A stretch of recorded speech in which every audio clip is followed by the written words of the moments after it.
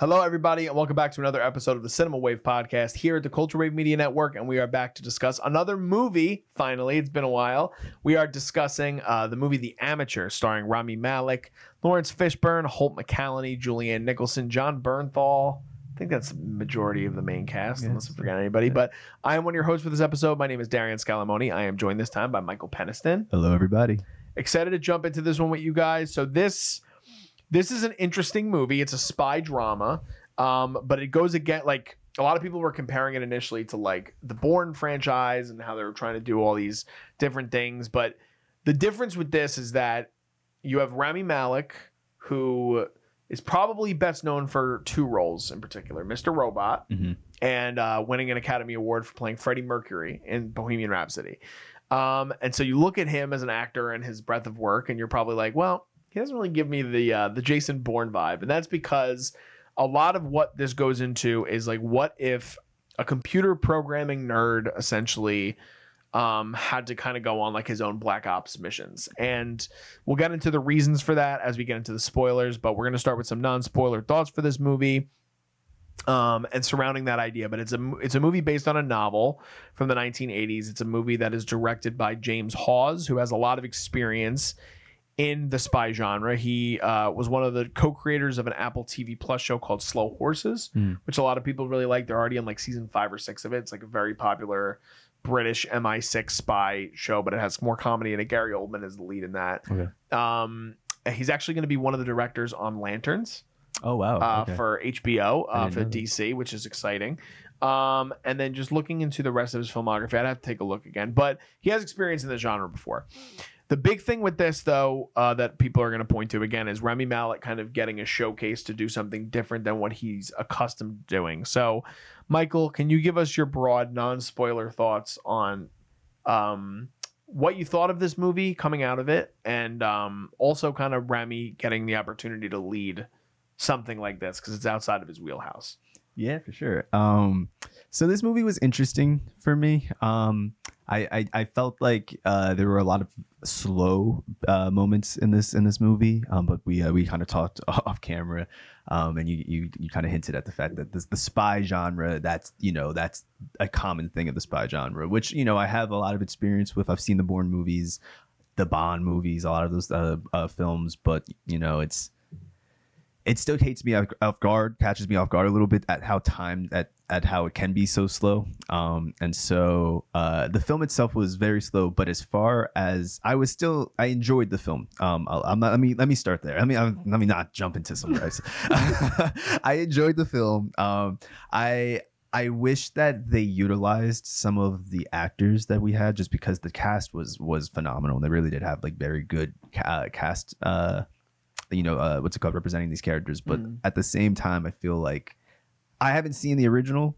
I don't know if a lot of these characters in the film just have small roles, but I feel like we didn't get as much as I wanted with a lot of these characters. As far as Rami and his lead, I I am very 50-50 with this. I like to see him tackle this role. I saw Bohemian Rhapsody. I've seen some of iRobot and a few of his other roles. And, Mr. Robot. Mr. Robot, right, yeah, iRobot. Big Willie style. All right. I was like, Will Smith's not Rami Malek. I'm sorry. I know, but what's it called? I've seen some of Mr. Robot, and I enjoyed to have this sort of I enjoyed just this take on a Bond character where it's like you have more of like a dorky side, the guy behind the computer, but wanting to attempt it. I like that idea. I think it's been done before, but in this representation, I definitely enjoyed it. I just with Rami Malek, I don't know. Maybe it's because Mr. Robot was one of the first things I've seen him in, and in that he's playing a robot that's like very technical, and once you watch him that way, not to say that performance isn't good, it's great, but ever since I saw that performance, now it's created this Rami Malek effect where every performance of him that I see is that performance. So even when I saw Bohemian Rhapsody, I was like, oh, okay, like he like eyes or like kept open sort of thing. It's like that same character, and I got that with this. He has a very unique look, which is also another part of it that kind of plays into it. Like, again, like he doesn't look like a lot of other leading men in Hollywood, which I think plays into it a bit. Yeah, I mean, to echo a lot of the things you said, the biggest gripe I've been seeing too is the supporting cast and how they're underutilized. Two of the other people I actually forgot to bring up that are in this movie very much is Rachel Brosnahan, and Caitriona Balfe, who plays kind of this man behind the keyboard that you find out is a woman behind the keyboard later on in the movie. But yeah, I think with the Remy thing, I can agree, because I think that, so Mr. Robot, I was a huge fan of Mr. Robot. It kind of peters out towards the end, but I do think that the first couple seasons of that show are amazing, and he's an Emmy winner for it. Bohemian Rhapsody, I like, but as the years go on, I like it a little bit less and less, realizing kind of the scope of what that movie is and a lot of issues with it. But I do enjoy Rami Malek overall as a performer, but I do agree with you that it's like, part of me thinks with this movie that this is a role that was tailor-made for him. But then there's the other side of it where it's like, well, is this all he's capable of as an actor? And that's not where you want to be with a leading performance. It's definitely not where you want to be when so much of the performance is heavy, is on his shoulders. Again, if they're trying to make their own version of Jason Bourne, or they're trying to do their own take on like a Bond kind of thing, I don't think he has the capabilities with this character to do that. And I think that the sad reality is that the supporting cast is so good around him that you want to kind of see more with that. Like one relationship in particular, before we go into the spoilers, that I really enjoyed was the relationship between his character, which his name is Charlie Heller, and Hendo, which was Laurence Fishburne's character, someone that's training him in the CIA. Their relationship I really enjoyed, and you kind of see it play out in a different way going forward. His relationship with Caitriona Balfe is another one that I really enjoyed. But overall, yeah, I think that there was more to be desired with this movie. They could have done things a little bit differently. They could have made things a little bit more complex. And I think they stick with the simple, which is why it's not a bad movie by any means. But it had a lot of potential to be great, and I don't think it got there. Yeah. Definitely. Yeah. I feel like, again, with Rami Malek too, I'm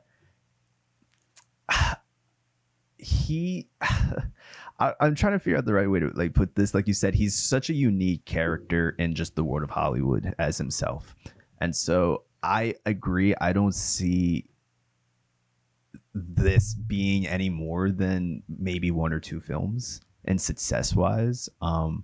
But I don't know. I feel like there's an audience for it for sure, and we could kind of tackle these spoilers leading into that, I guess. All right, let's talk about the supporting cast. Okay.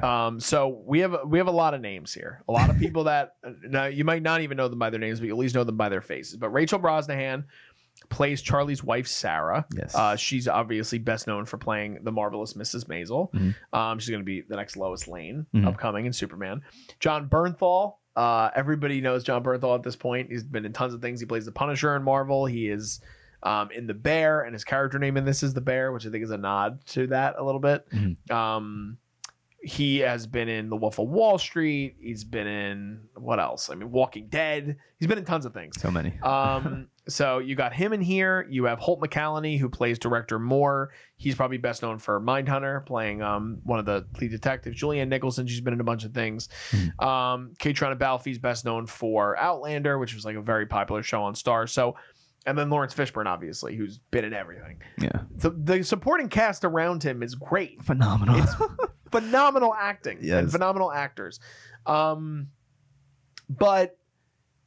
each of them just kind of gets these little bit parts, and they do great work. Yeah. And it's almost like you want to see them, with the amount of runtime that this movie has, being over 2 hours. You wanted to see them explore a little bit more of that. And I think part of the problem with Rami in this movie, or maybe Charlie Heller as a character, if we don't want to point all of the negativity towards the actor, but part of the problem is that the character himself is not that interesting. Yeah. And I think that having that be your lead character in an action franchise is tough. Like, Yeah. it's not gonna check all the boxes that you want it to check. And I think that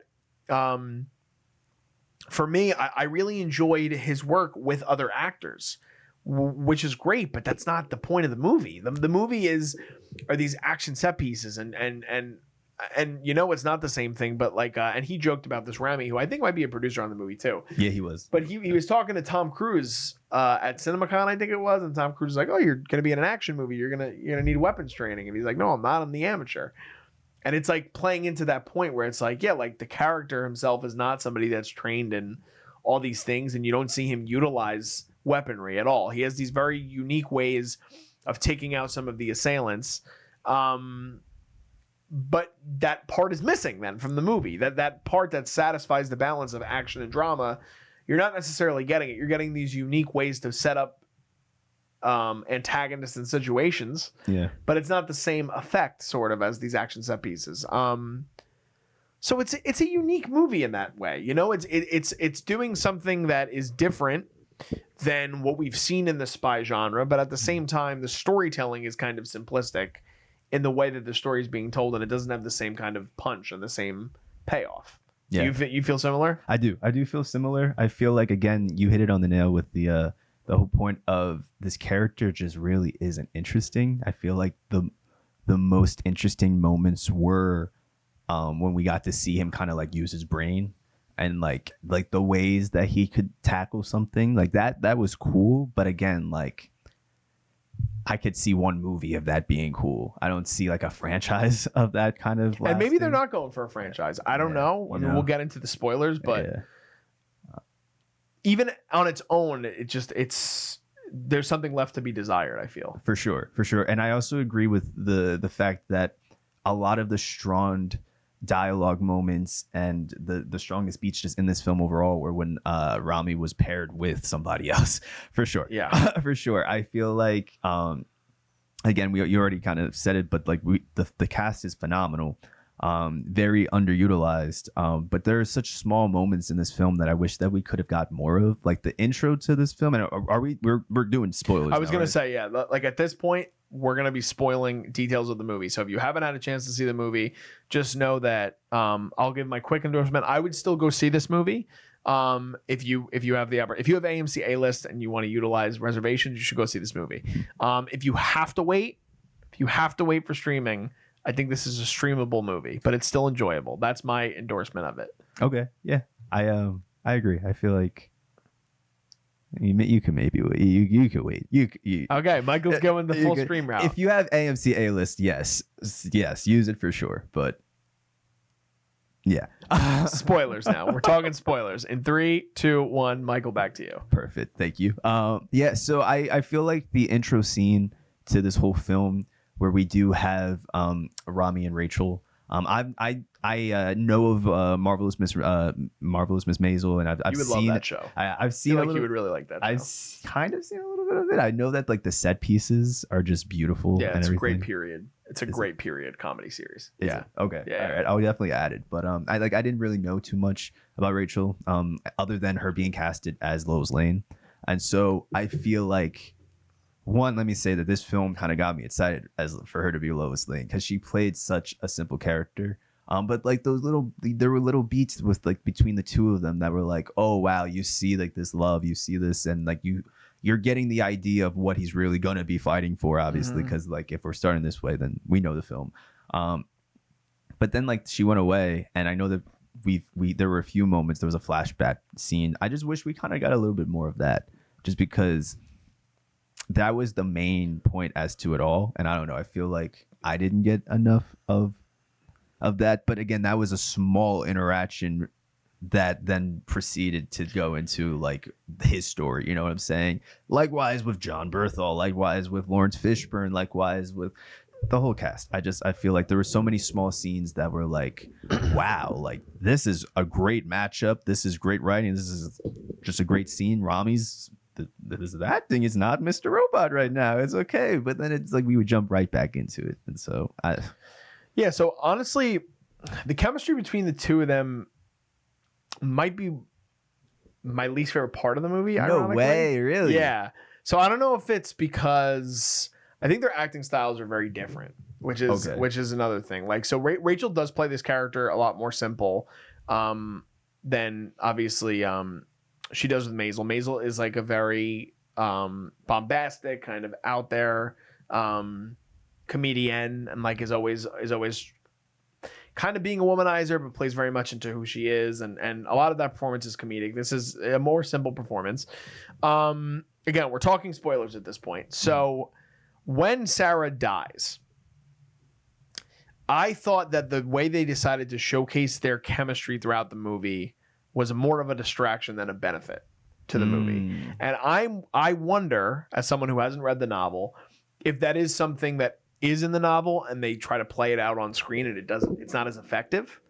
Because I could totally see that being a thing where it's like he's visualizing that she's in the room with him, and it didn't have the same effect for me. And I feel like part of it was because maybe we didn't get enough time with them to understand their relationship. Plus, Charlie as a character is a very awkward type A kind of guy. Yeah. And so you don't get a lot of the sense of you see it in the scene with the therapist where I think he's like, I'm angry, and he's like, I should have stayed on the phone with her, and you see the emotion of like what that means to him, and him opening the suitcase and the letter and crying. Like, I think in those moments it actually showcases more.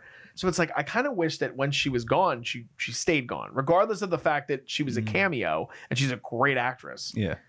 I think it would have been more effective if there were more ways of him kind of showcasing his emotion for the disdain of missing his wife, instead of it being the visions, because the visions for me sometimes didn't play the way that I thought they could have.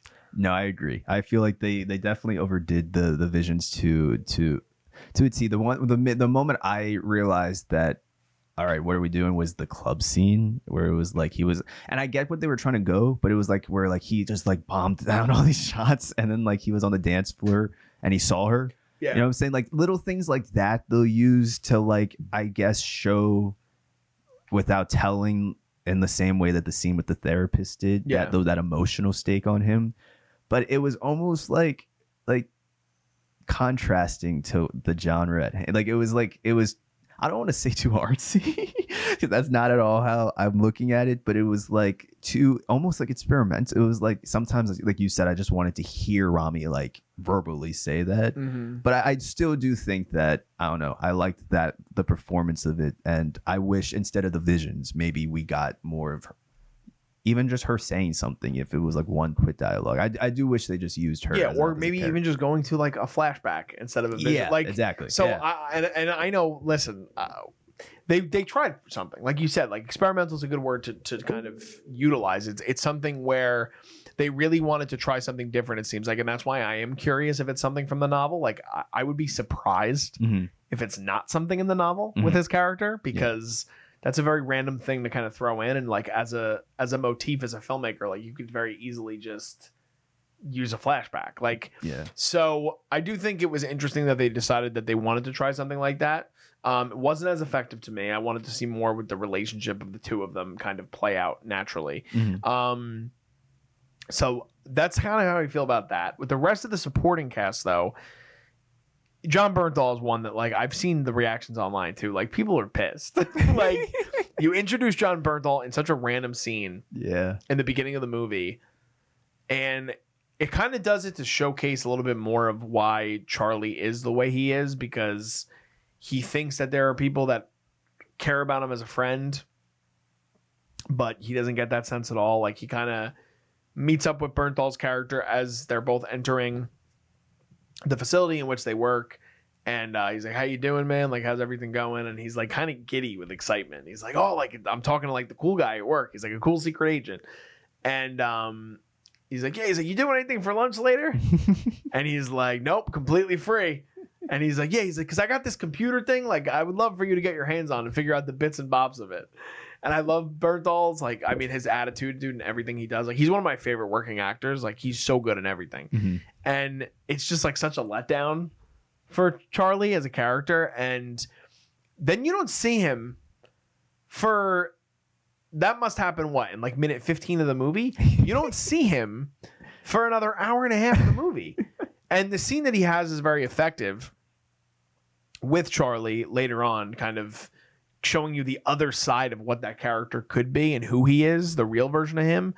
And he's like, I don't really give a shit that you saved my life once. Like, I'm here to also save your life. But if you decide you're not going to take part in that, then like, that's on you, bro. And like, thanks for nothing, but whatever. Yeah. And you want to see more. I wanted to see more of that. Like, I thought when Julianne Nicholson's character, the director O'Brien, when she discovers that director Moore is doing something behind her back and he's sending Hendo out to try to go and kill Charlie, that she's like, we got to send one of our own. I thought it was going to be Bernthal. And I was like, well, that would be sick. Like, we want to see where that ends up. Yeah. And instead, you only get one scene of the two of them anyway. And it winds up being a fake out for Laurence Fishburne's death. So things like that are like missed opportunities for me. And I think that, I don't know if they completely adapted the novel, but it's like they could have had a lot more flexibility in the way they navigated the script, like making it a better movie overall. Mm-hmm. But like you said, they underutilized the supporting cast. I felt like 100%, especially to John Bernthal. I feel like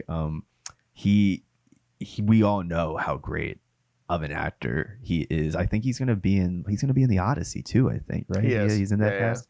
And so I agree. I loved his performance in it. I feel like he was shoehorned in a way where, like you said, it was like a really random place, and then for him to just pick back up later, it was really, really strange. But again, it's strange to have the type of the legends, I guess you could say, to a degree that you have and underutilize them. And again, the same thing for even Laurence Fishburne's character, I feel like was used more, and like they had to, because he was, I guess, like the counter, I guess you could say, protagonist in this film, or like the side character with it. But like, even he would, to me, was probably the most badass part of this movie. Fishburne 100%. Yeah, right. Just right, just because, I don't know, just to see him in that sort of, it brought me back to like a normalized Matrix to a degree, you know what I'm saying? But it was, I still feel like, and the moments that we had, there was a scene after that club scene that I brought up before, where Laurence, now Fishburne's like chasing him out essentially. Yeah. And they end up at this bar, and the scene between the two of them. Yes, It's a fantastic scene, right? Like, easily probably my favorite scene in the movie. I think easily my favorite scene in the movie. But what's it called? Like, he just goes off, you know what I'm saying? It's like we don't get that as much, and like they do utilize those moments, I guess, like throughout the film a few times, and like they try, and like we obviously know that like he ends up surviving, and like, I don't know, there were so many small moments like that I'm like, wow, this movie's good. And then a second later we'll go back to Mr. Robot. Yeah, I really do. And it's a shame, because I do like Rami, but I think that the biggest gripe with this movie, unfortunately, is that there's a lot of hit and miss with his performance. Yeah. It's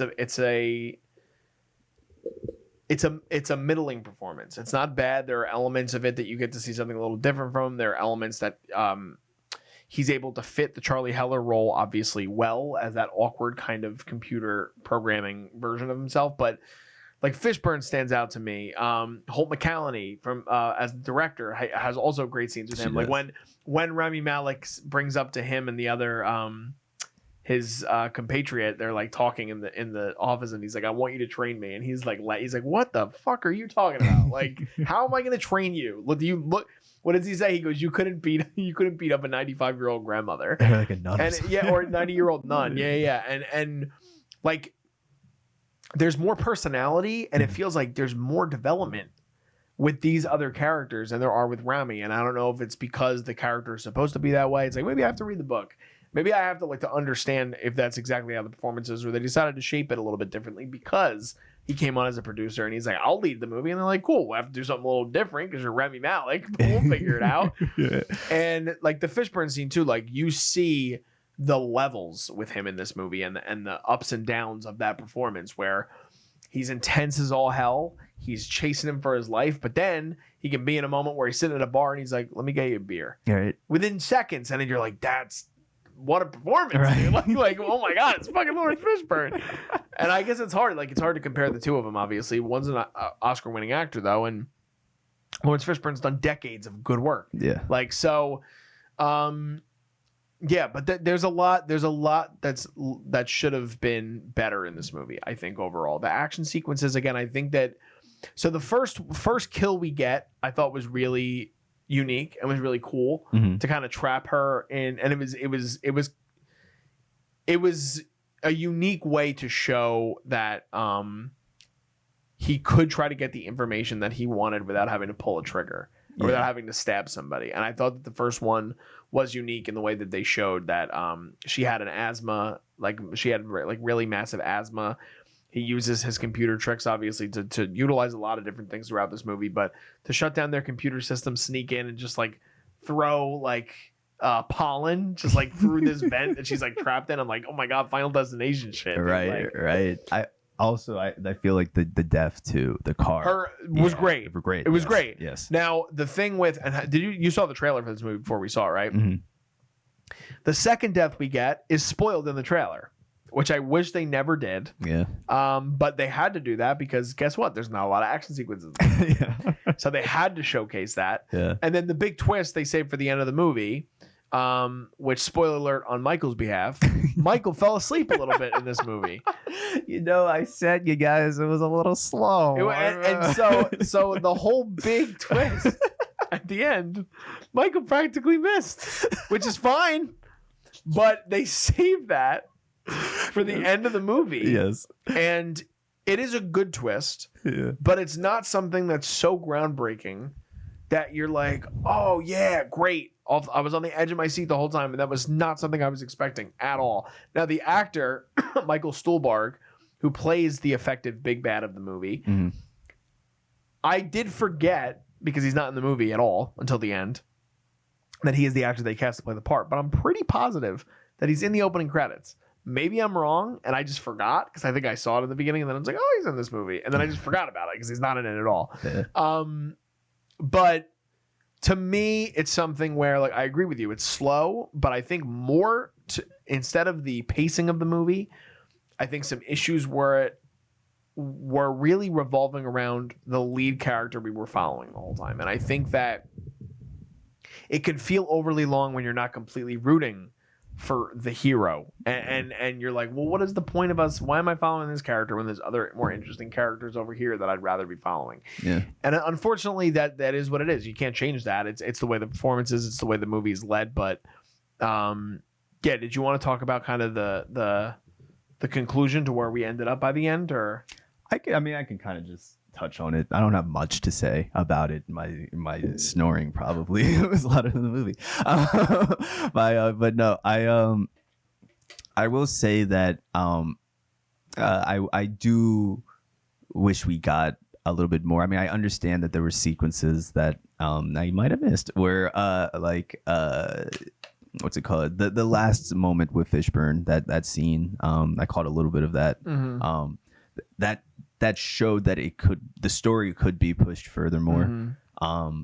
But I just feel like ending it where it was as far as this plane, the build up to that whole storyline, and like that being almost like his freedom, because it was attached to her and there was a memory that was attached to it. It was corny. I'll be honest. I feel like it wasn't earned. It was not earned at all. And I feel like it was just so, it felt still like slow. It felt like, I don't know. It just, again, it was too, I don't want to use the word corny, but I feel like there could have been such a bigger reward, or for that to be like the grand scheme of like, wow, like I did what I did. Now I'm gonna go fly this plane and I feel good. Like buddy, you feel good after what? You know, yeah. Like, you know what I'm saying? Like I know he did some stuff, but like it was a letdown of an ending. I don't know. It could be set up for more, but it was just, again, it was just no reward, no payoffs in the end for me. Yeah. Well, I want to focus on one more positive, and then we can get into scores. But Caitriona Balfe, who played Inquiline, I thought was really, really great in this movie, and that was a character death that we get, and a relationship that I actually like. I got more out of the chemistry between the two of them than we got between him and Rachel Brosnahan. Okay. And I don't think I've ever seen her in anything. I'm not an Outlander fan. A lot of people really enjoy that show. But I haven't watched it. Belfast is what I've seen her. And she also plays Molly Miles, the wife of I believe it's the wife of Christian Bale. And yeah, Christian Bale in Ford vs Ferrari. But this, I think that she kind of has a different take, and she's like somebody that I'd like to like. She resembled a character to me that I was like, oh, I could see her being in like a Mission Impossible movie. Like she felt like she was in the right movie. And the way her character kind of plays out over time, I think it was effective the way that she kind of worked within the movie. But overall, I don't think it's a bad movie. I think that there are some unique sequences I like. Like we said, the death scenes and the way that Charlie as a character is able to manipulate technology in a modern world where like so much of things can be manipulated by artificial intelligence and just computers and programmings and the dark web and all those things. I thought was really cool. I liked what Charlie was able to do to throw them off their scent. I thought that was a great sequence where they show the whole thing with the placing it in the record machine. Not record machine, CD machine. The jukebox. Jukebox. Yeah. Jukebox. Couldn't even think of the word there. When he puts it in the jukebox and they find out that it's scrubbed and that he's doing the fake faces too with the AI and things like that. Like there are cool ways that they play into his capabilities of somebody that's trying to kill all these people. But I think overall it would have maybe been more effective with a different lead. And I think that unfortunately it doesn't make it a completely effective movie where it's like, oh, this is great, I really want to return to this. If they make it a franchise, it's like, I could take it or leave it. Will I see a sequel? Probably, if they make one, but it's like, it's just, and they shouldn't have had the ending that they had. If they were like, I think it would have been more satisfying to not have somebody come back, because it's like, oh, so they're like trying to do a sequel for this, but like maybe make your lead character a little bit more appealing, and then we can think about a franchise with the amateur. But that's how I feel. Did you have anything else before we go to scores? Nah, we could go right to the scores. Let's do it. I'll give mine first. Okay. I'm going to give the amateur a 7 out of 10. Okay. I came out of this movie. I like the spy genre a lot. I really do. My favorite movie of the year thus far that I have seen is a movie in the spy genre called Black Bag. Everyone should go see that movie. Steven Soderbergh. But I thought this movie was good. As I kind of just alluded to, though, I think that the biggest problem with the movie for me was that Rami Malek was very effective of doing these great talking sequences. He's a great actor. He's able to deliver lines really well. Don't think he should be leading an action franchise. I don't think he could do thrillers, and I think that with Mr. Robot, it plays unconventional at times, and I think that is why, though he is playing robotic, there's so much around him that is not robotic in that universe that effectively kind of propels his performance into a different thing. With this, it's kind of a paint by numbers spy thriller, so it's like he's the outlier, and it's like he kind of sticks out like a sore thumb when the other actors feel like they're just doing their best work as performers. And I think that I didn't love Charlie Heller as a character, so it's hard for me to root for him. And